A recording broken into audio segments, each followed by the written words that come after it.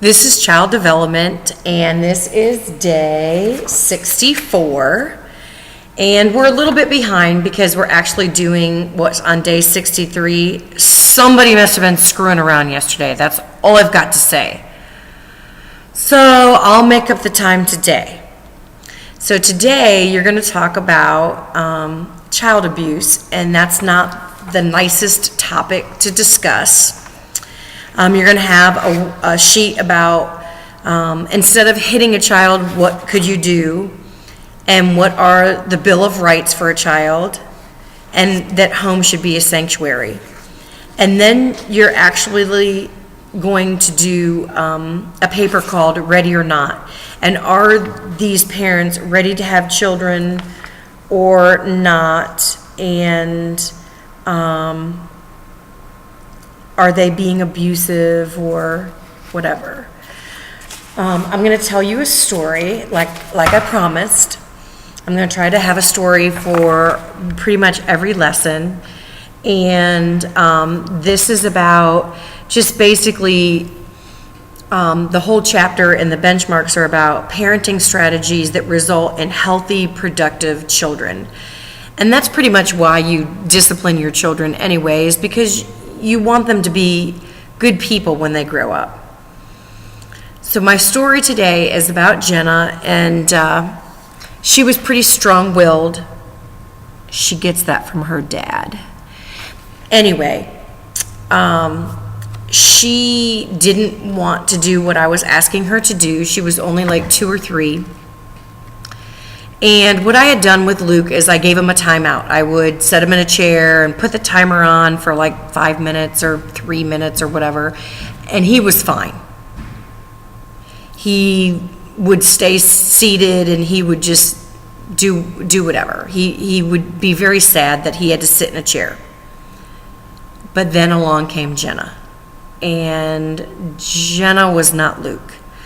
So I would give her a timeout, and she'd just get up from the chair and walk away. Or I thought, well, maybe it's because it's a chair. So I took her up to her room, and I would sit her on her bed, and I would say, Mommy doesn't want you to do this, whatever it was, and, you're going to have a timeout. You're going to sit on your bed. And she would just get up and walk out of her bedroom.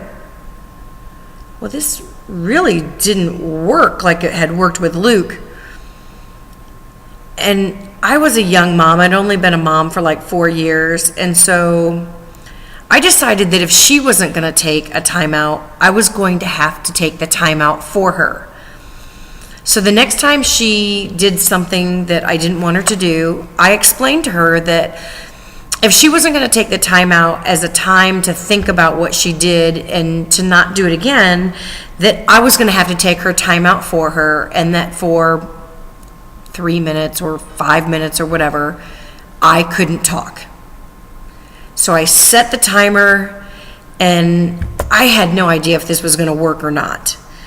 So I set the timer, and I'm not talking to Jenna. And at first, she's okay with it. She's just like, big deal. Mom doesn't get to talk, ha ha ha. I misbehaved and Mom's being punished.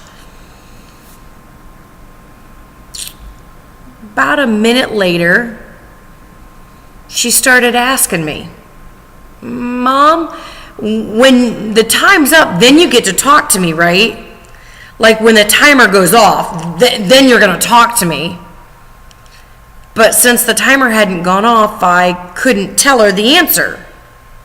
So I just went like this. I can't talk to her.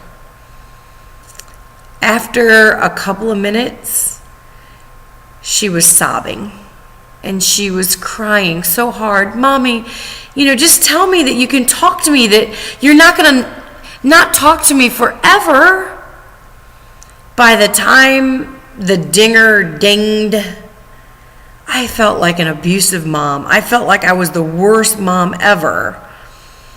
But the good news is she didn't do it again, and that somehow my reverse psychology worked. I guess the big indication of whether or not you're being abusive to your kid is what is your goal? Are you trying to discipline them so they're a better person? And if the answer is yes, then hopefully you're not being abusive. And are you physically harming the kid? And I wasn't physically harming Jenna, although I hope I wasn't emotionally harming her. And I mean, she turned out pretty okay.